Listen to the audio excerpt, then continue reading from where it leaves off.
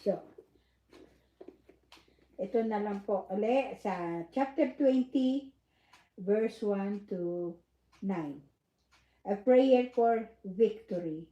May the Lord answer you when you are in trouble. May the God of Jacob protect you. May he send you help from his temple and give you aid from Mount Zion. May he accept all your offerings and be pleased with all your sacrifices.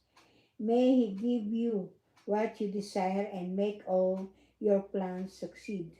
Then he will shout for your joy over your victory and celebrate your triumph by praising our God. May the Lord answer all your requests. Now I know that the Lord gives victory to his chosen king.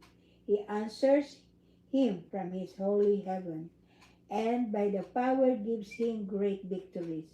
Some trust in the war chariots and other in their horses, but we trust in the power of the Lord our God.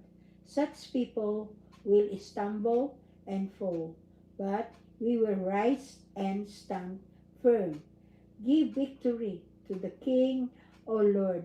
Answer us when we call. This